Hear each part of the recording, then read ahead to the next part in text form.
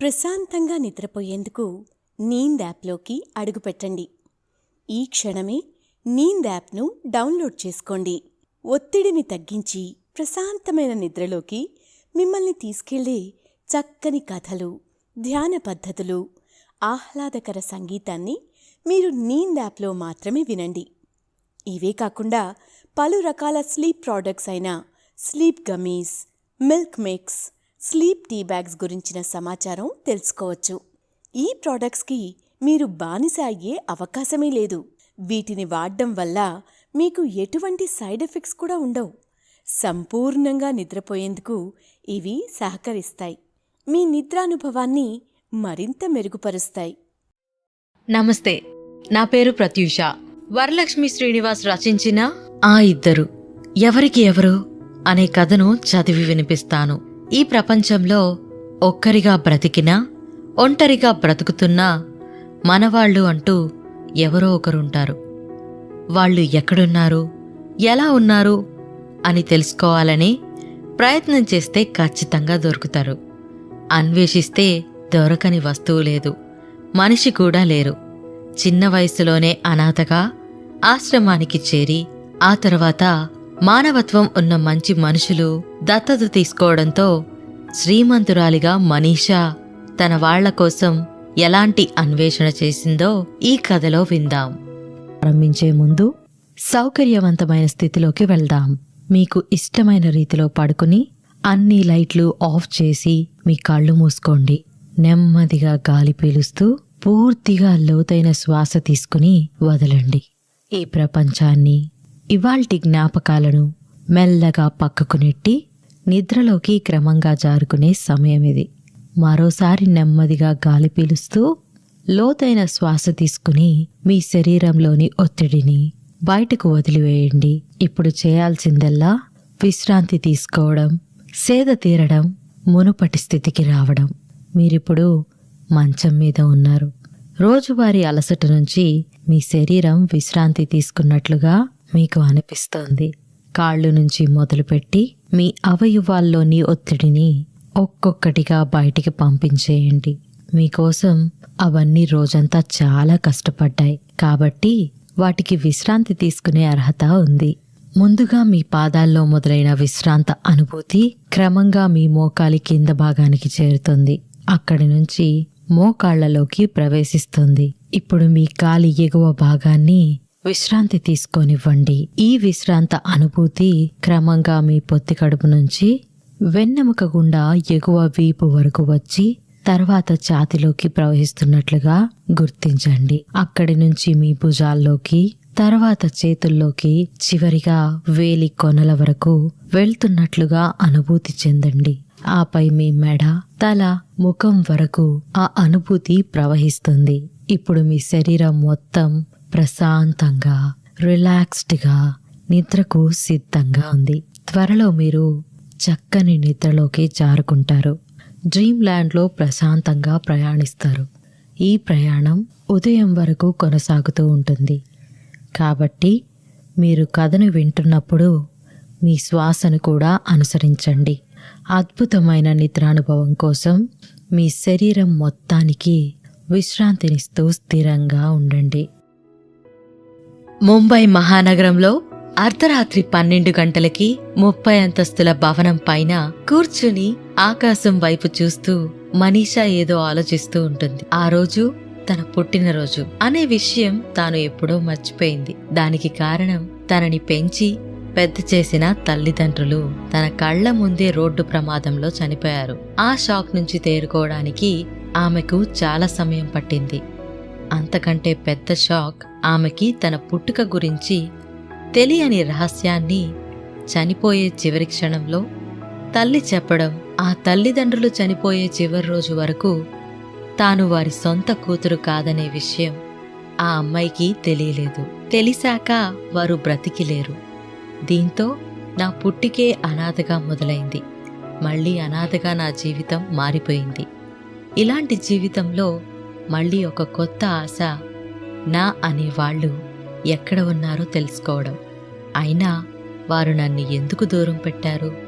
ఈ ప్రపంచంలోకి నన్ను తీసుకొచ్చిన ఆ తల్లి నన్ను పుట్టగానే ఎందుకు దూరం పెట్టింది? ఒక అనాథగా ప్రపంచానికి ఎందుకు పరిచయం చేయాలని అనుకుంది అని మనీషా ఆలోచిస్తూ ఉంటుంది. ఆ ఆలోచన నుంచి ఆమెకు ఒక మార్గం దొరుకుతుంది.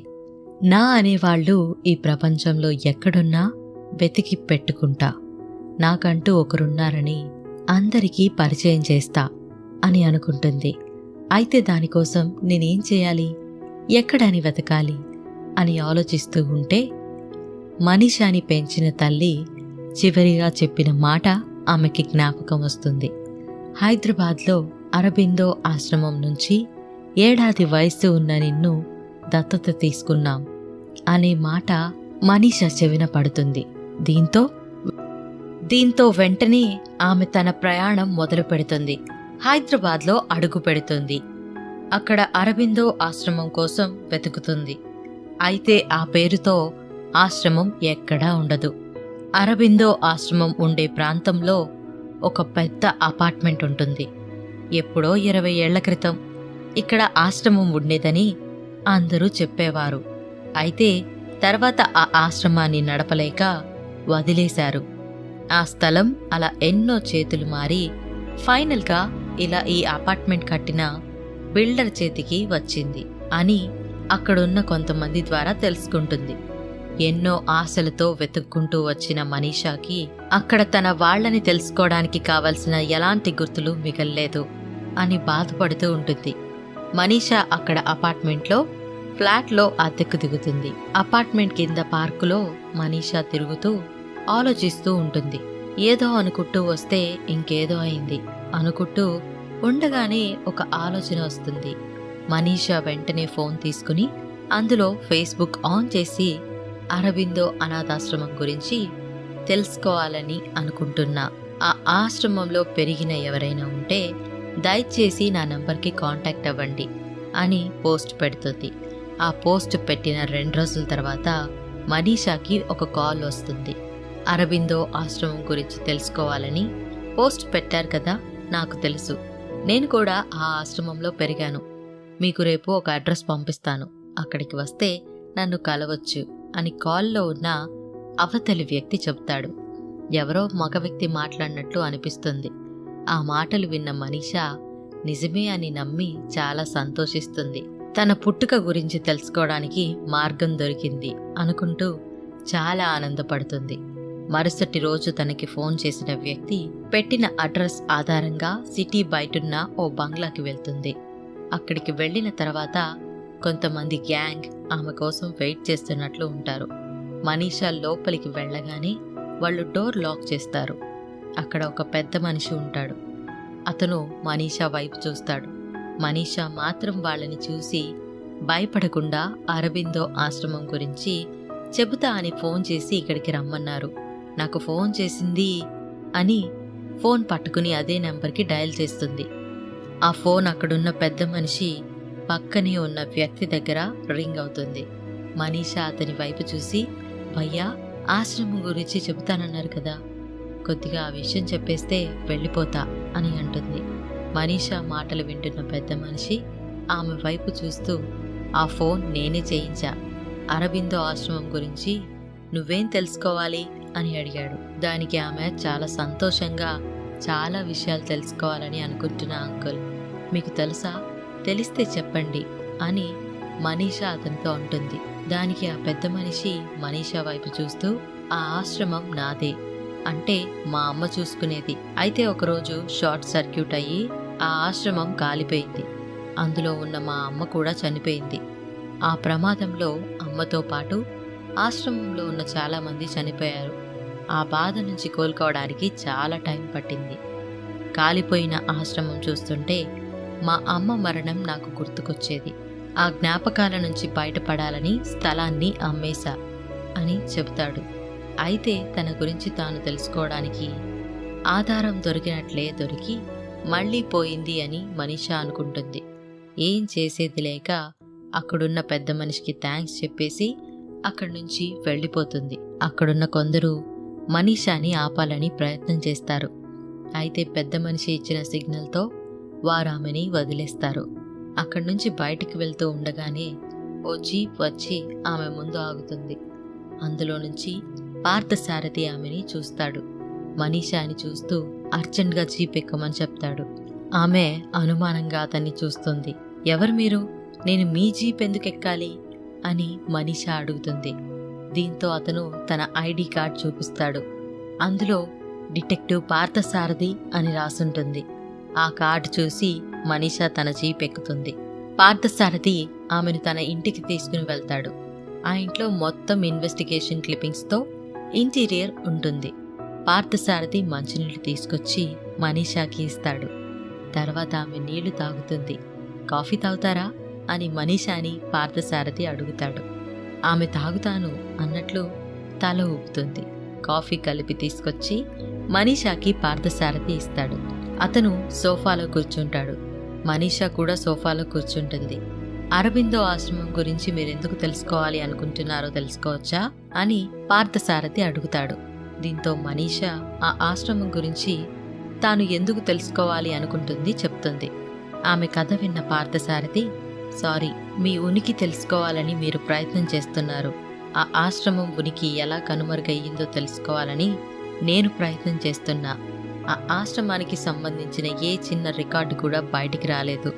ఊహించని విధంగా జరిగిన ప్రమాదంలో ఆ ఆశ్రమం మొత్తం కాలి బూడిదైంది. ఆ ఆశ్రమాన్ని ఓ హెడెన్ అనే ఆంగ్లో ఇండియన్ నన్ నడిపించేది. ఆమె కూడా ఆ ప్రమాదంలో చనిపోయింది. అయితే ఆ ప్రమాదం వెనుక డేవిడ్ రాజు ఉన్నాడని అప్పట్లో ఎక్కువగా వినిపించేది అని పార్థసారథి చెప్తాడు. ఇంతకీ ఎవరా డేవిడ్ రాజు అని మనీషా అడుగుతుంది. మీరు నాకంటే ముందు కలిసిన ఆ పెద్ద మనిషే డేవిడ్ రాజు. మంచివాడిగా కనిపించే చాలా ప్రమాదకరమైన వ్యక్తి. అలాంటి వాడి దగ్గరికి నువ్వు వెళ్ళావు. నువ్వు ఫేస్బుక్లో పెట్టిన పోస్ట్ నేను కూడా చూశాను. నీ గురించి తెలుసుకుని కలుద్దామని వచ్చాను.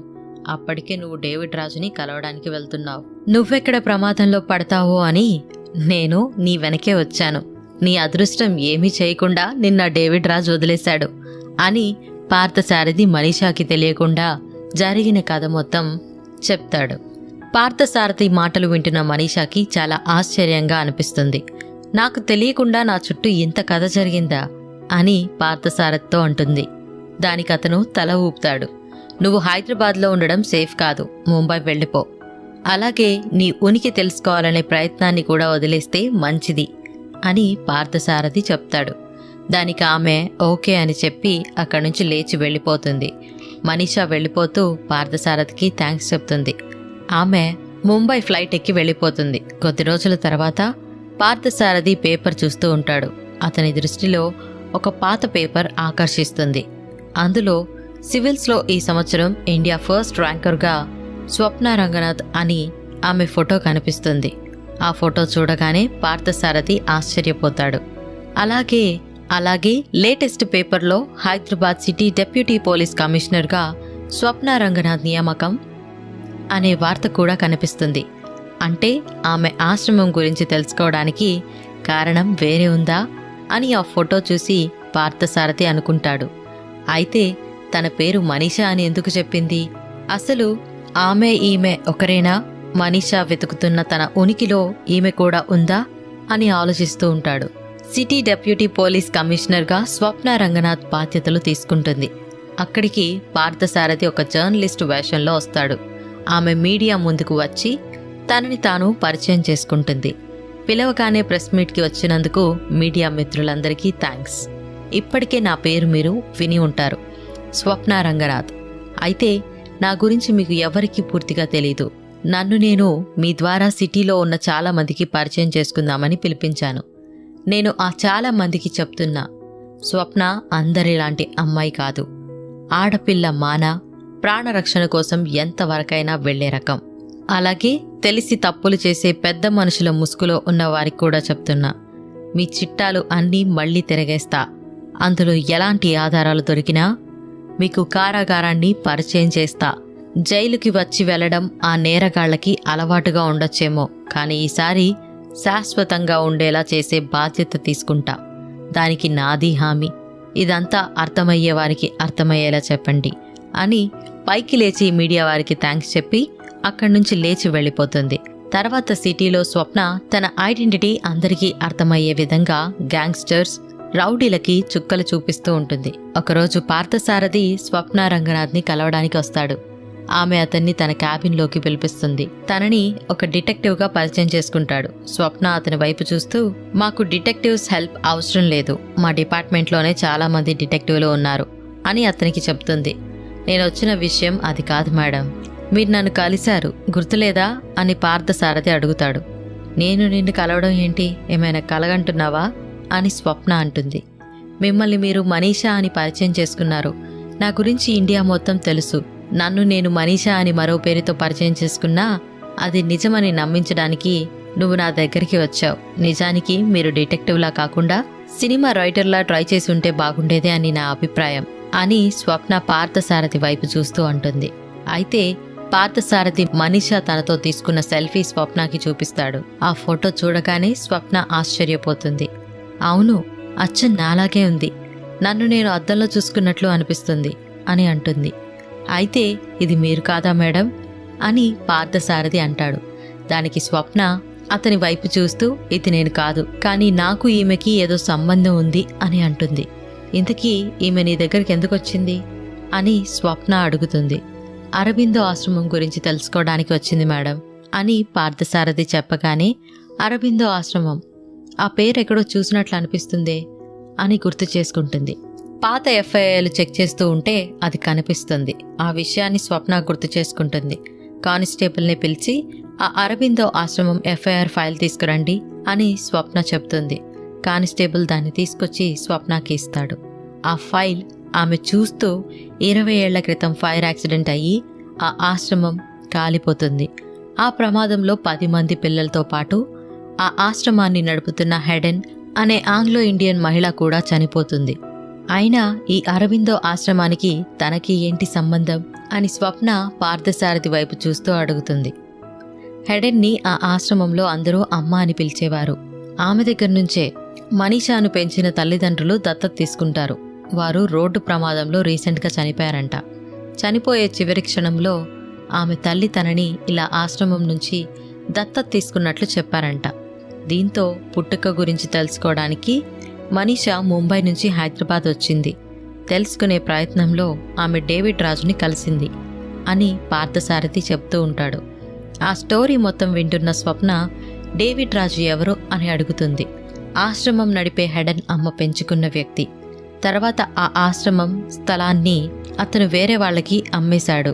ప్రస్తుతం అతను పెద్ద బిజినెస్ మ్యాన్గా ఉన్నారు.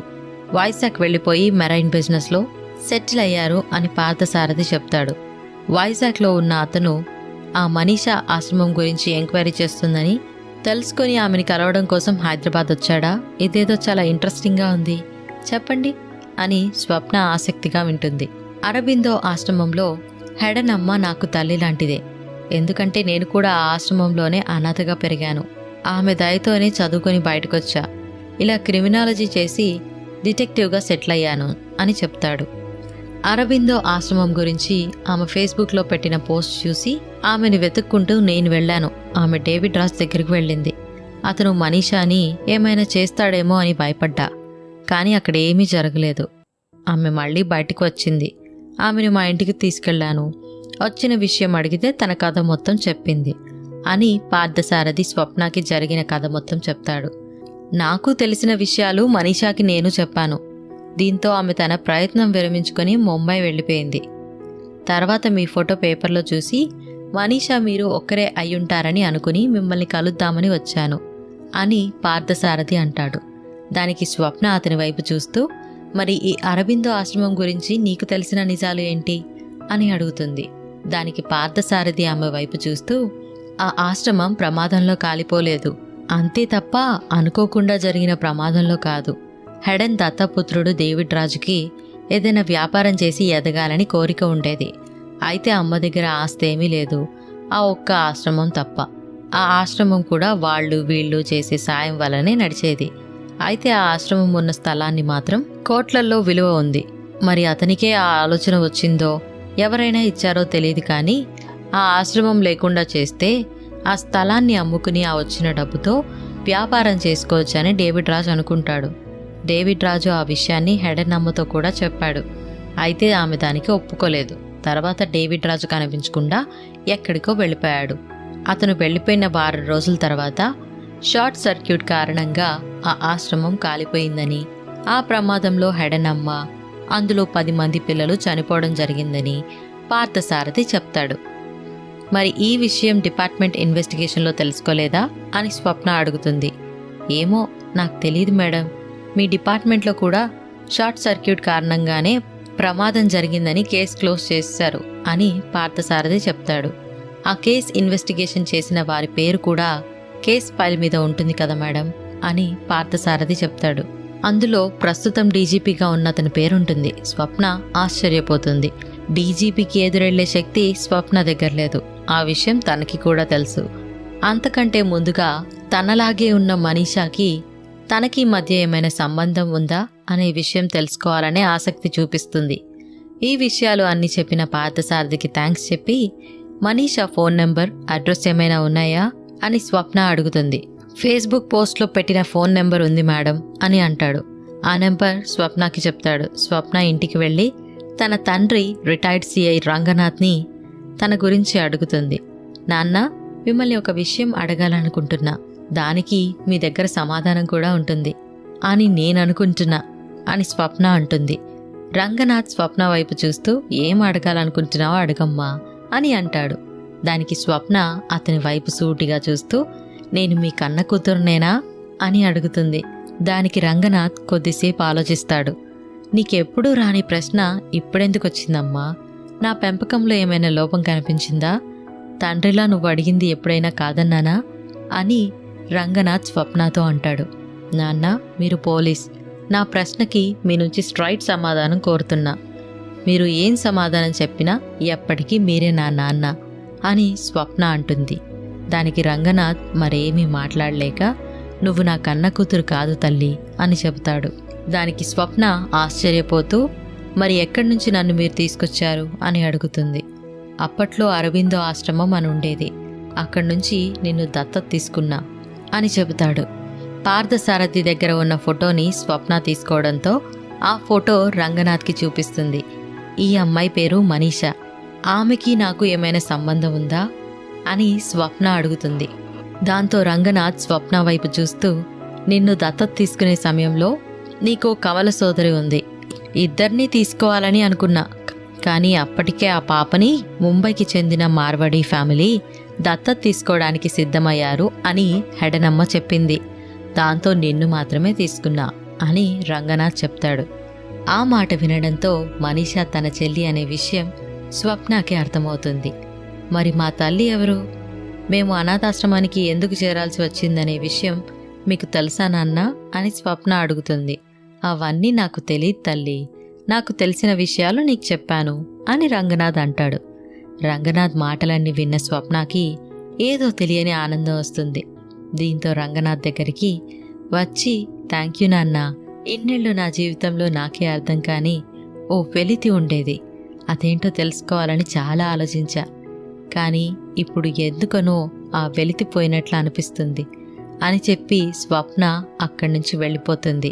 ముంబైలో బిజినెస్ వ్యవహారాల్లో మనీషా బిజీగా ఉంటుంది, కానీ ఆమె మనసు మొత్తం నా ఉనికిని తెలుసుకోలేకపోయాను అనే వెలితి ఉంటుంది. దాంతో క్యాబిన్లో కూర్చుని ఆలోచిస్తూ ఉంటుంది. అదే సమయంలో తన ఫోన్కి ఒక వాట్సాప్ మెసేజ్ వస్తుంది. ఆ వాట్సాప్లో పోలీస్ ఆఫీసర్ డ్రెస్లో ఉన్న స్వప్న ఫోటో వస్తుంది. ఆ ఫోటో చూడగానే మనీషా ఒక్కసారిగా ఆశ్చర్యపోతుంది. తనని తాను చూసుకుంటున్నట్లుగా ఆమెకు అనిపిస్తుంది. బిజినెస్ సూట్ తీసేసి పోలీస్ డ్రెస్ వేస్తే అచ్చం నేను కూడా ఇలాగే ఉంటాను అనుకుంటుంది. ఆ ఫోటో కింద నేను స్వప్న రంగనాథ్, హైదరాబాద్లో క్రైమ్ డిఎస్పీ, మనం ఈరోజు కలుద్దాం, హైదరాబాద్లో హుస్సేన్ సాగర్లో బుద్ధ స్టాచ్యూ దగ్గర వెయిట్ చేస్తూ ఉంటాను అనే మెసేజ్ ఉంటుంది. అప్పటికే సమయం సాయంత్రం 5 అవుతుంది. మనీషా ముంబైలోని ఆఫీస్లో ఉంటుంది. ఆ మెసేజ్ చూడగానే ఏం ఆలోచించకుండా పైకి లేచి స్పీడ్గా నడుచుకుంటూ తన పిఏకి ఫోన్ చేస్తుంది. అర్జెంటుగా ఇప్పుడు హైదరాబాద్ వెళ్ళడానికి ఏ ఫ్లైట్ ఉంటే అది టికెట్ బుక్ చేయి, నేను ఎయిర్పోర్ట్లో ఉండేలోపు టికెట్ నా మొబైల్లో ఉండాలి, టికెట్ దొరకకపోతే స్పెషల్ ఫ్లైట్, ఎంత ఖర్చైనా పర్లేదు బుక్ చేయి అని చెప్తుంది. వెంటనే ఆమె కారులోకి ఎక్కి ఎయిర్పోర్ట్కి వెళ్తుంది. ఆమె వెళ్ళేసరికి స్పెషల్ ఫ్లైట్ రెడీగా ఉంటుంది. ఆ ఫ్లైట్లో బేగంపేట్ ఎయిర్పోర్ట్లో దిగుతుంది. అక్కడ ఆమె కోసం కార్ సిద్ధంగా ఉంటుంది. ఆ కార్లో నేరుగా హుస్సేన్ సాగర్ వద్దకి చేరుకుంటుంది. అక్కడ బోట్లో బుద్ధ స్టాచ్యూ దగ్గరికి వెళ్తుంది. అప్పటికే సమయం 9 గంటలవుతుంది. స్వప్న ఆకాశంలో చంద్రుణ్ణి చూస్తూ ఉంటుంది. ఆమె కళ్ళల్లో ఏదో తెలియని సంతోషం కనిపిస్తుంది. మనీషా అక్కడికి వెళ్ళి స్వప్నాన్ని చూస్తుంది. స్వప్నాన్ని చూడగానే తెలియకుండానే మనీషా కళ్ళల్లో నీళ్లు తిరుగుతాయి. ఇలాంటి ఆనందం జీవితంలో వస్తుందని ఎన్నడూ అనుకోలేదు. అలాగే స్వప్నకి కూడా మనీషాని చూడగానే ఒక ఆత్మీయమైన అనుభూతి కలుగుతుంది. మనీషా నేరుగా వెళ్ళి స్వప్నాని హత్తుకుంటుంది. స్వప్న కూడా మనస్ఫూర్తిగా మనీషాని హత్తుకుంటుంది. కొద్దిసేపు వారి మధ్య 25 ఏళ్ల ఎడబాటుని, అలాగే ఇద్దరి మధ్య ఆత్మీయ బంధాన్ని ఆస్వాదిస్తూ ఉంటారు. వారి మధ్య కొద్దిసేపటి వరకు మాటలు ఉండవు. ఒక్క నిశ్శబ్దం మాత్రమే ఉంటుంది. అలా మనీషా తన ఉనికిని తెలుసుకోవడానికి మొదలెట్టిన ప్రయాణం పార్థసారథి ప్రమేయంతో స్వప్న వరకు చేరింది. అక్క చెల్లెళ్ళు ఇద్దరు ఒక దగ్గరికి చేరుకున్నారు. తమ మధ్య చిన్నప్పుడే కనుమరుగైన బంధాన్ని మళ్లీ ఒక్కటిగా కలుపుకున్నారు. ఇకపై ఆ అక్క చెల్లెళ్ల ప్రయాణం ఎలా ఉన్నా ఖచ్చితంగా కలిసే ఉంటుంది. నిజ జీవితంలో ఇలాంటి కథలు మన మధ్య కూడా కనిపిస్తూ ఉంటాయి. భగవంతుడు చేసే అర్థం కాని అద్భుతాలలో ఇది కూడా ఒకటి కదా అనుకుంటూ స్వప్న ప్రశాంతంగా నిద్రపోతుంది. ఇప్పుడు మీరు కూడా చక్కగా నిద్రలోకి జారుకోండి.